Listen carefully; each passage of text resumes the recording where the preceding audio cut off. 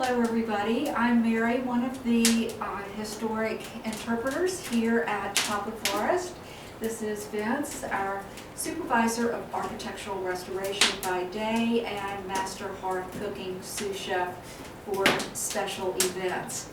We are getting our timing ready and recipes down for a cooking demonstration that will be given after the book talk on February the 20th. The book talk is Bound to the Fire, How Virginia's Enslaved Cooks Helped Create American Cuisine. So at that book talk, you will hear about stories of enslaved cooks from Virginia. And certainly Jefferson did have his enslaved cooks as well. After he returns from France, they're French trained. So he has James Hemings, Peter Hemings, Edith Fawcett, and Fanny Hearn. Here at Poplar Forest, he has Hannah. Now she became his cook, we know at least by 1811, and she cooked for him all of his retirement years. Not trained in the French method of cooking, we don't believe. Jefferson would invite neighbors for plantation fare. So obviously that was the type of meals that he described as being served here at Poplar Forest. Hannah was brought here from Monticello to work in the fields. So we really don't know how she became his cook. Why was she selected? We're not sure. Haven't found that information out yet. And we don't know how she learned how to cook, but as a lot of us did learn how to cook, it would be from maybe our mothers, from watching other people cook. I've had people say, oh, I learned from cooking shows, and some people haven't even learned yet. But Hannah probably learned a lot from her mother, and maybe even from Jefferson's granddaughters who came. So here in the restored kitchen, the stew stoves over here to the left that were a French influence. Jefferson saw these in France, really liked them, has more of them at Monticello than he has here at Poplar Forest. They're kind of like a hibachi. So you see there's a grate inside of them, and the charcoal goes on the grate, and then we have trivets that can get your pots closer or further away from the fire. Good for sauce cooking, kind of slow cooking as well. There's a big kettle over here with all our junk on it. It keeps a big, huge ready supply of hot water, and it is heated from below. There's a flue that goes into the fireplace. Now what you're seeing with this fireplace is big cavernous fireplace with a swing crane on it. Most rural kitchens would have this type of a fireplace. You can also see our charcoal getting ready to go on the stew stoves, because we don't have people who make charcoal in the historic way for us. Also a set kettle over here, not a set kettle, a spider kettle. Sits on little legs, so it's heated from both sides. And then over here is our bake oven. Goes way, way back.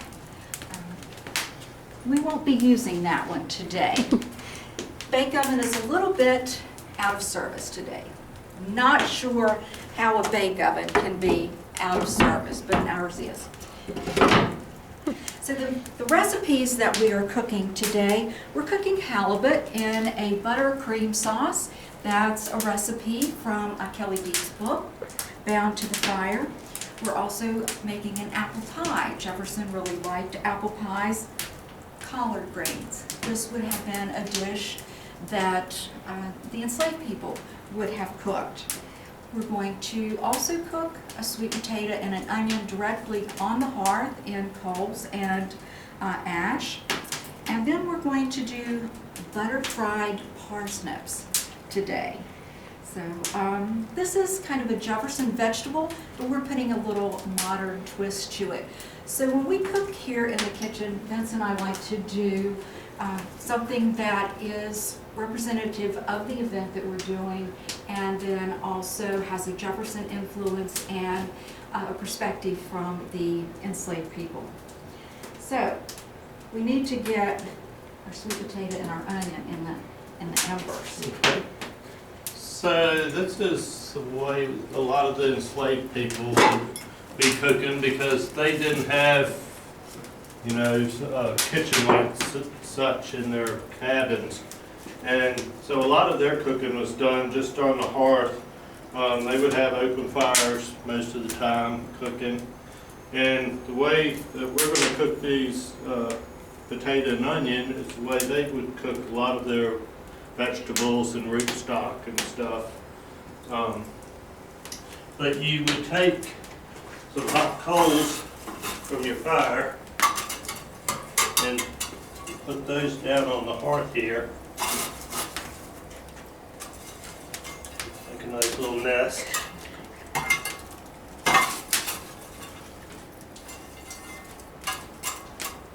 And on top of that, I'm going to put some ash. And the ash acts as a kind of an insulator and a barrier to keep the direct heat from being on the vegetables. Set this onion there and the potato there. And then I'm going to put more ash over top of the vegetables. And then I'll cover it all with coals.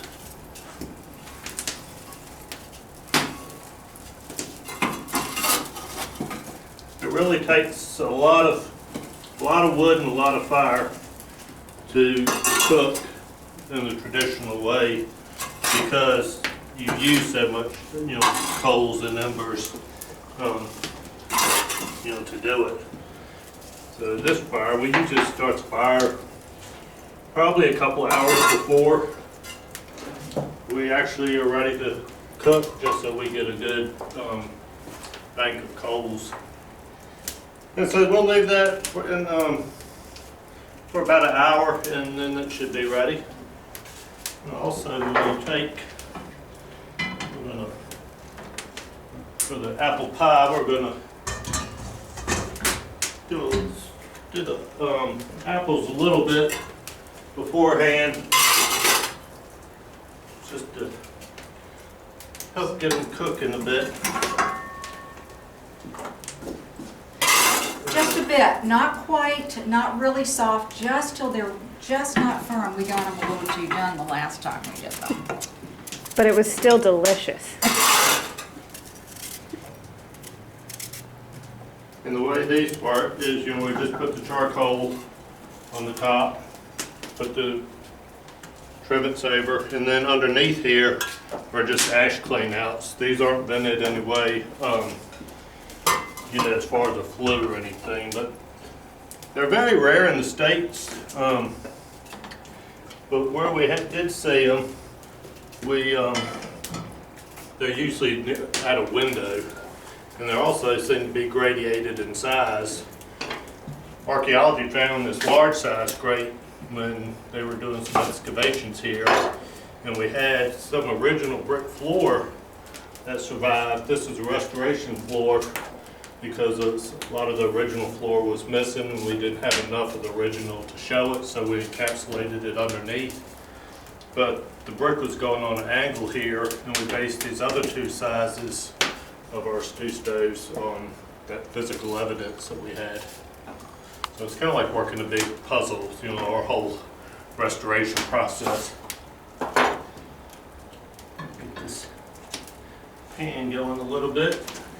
And next we're going to put in our collards, collard greens it's a recipe, actually sauteed greens by Michael Twitty. Michael Twitty is an African-American Jewish Southern cook. He is, you know, he's exploring his African roots and the roots of African Southern cooking. So it's really great. these collards are really, really good because what's not to like about collards that aren't cooked in a lot of fat, and these are really, really good. So here's our greens, peppers, and onions and garlic. And garlic and onions are really smelling up this kitchen. You can't smell them, but they're smelling it up. So to get started with the collards, I had this pot hanging over the fire to get warm. Add a little olive oil. This is a healthy version of collards. It doesn't have any animal products or anything in it. Basically collard greens. I'm mixing some kale with it also, onions, garlic, and red, orange, and yellow bell peppers. Pinch of red hot pepper. Just a pinch. Just a pinch. I did a little heavy pinch one time and Mary won't let me forget it. And I think and some vegetable stock, which we'll add a little bit later.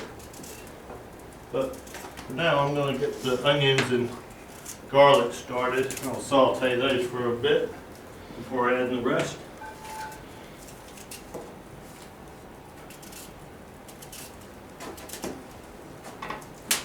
Put some apples in.